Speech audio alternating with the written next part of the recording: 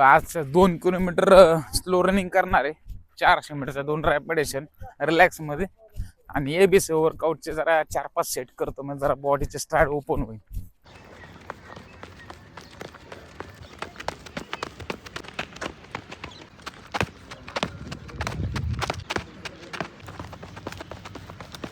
चारशे मीटरचं रॅपिडेशन मारणार आहे. जेव्हा ऑल इंडिया खेळत होतो 2019ला तेव्हा माझा 49 सेकंद टाईम होता 400चा. आज भरपूर दिवसांनी 1.5-2 वर्षांनी प्रॅक्टिसला सुरुवात केली. आज 400 मीटरचा टायमिंग काय येतोय ते नक्की बघूयात आपण.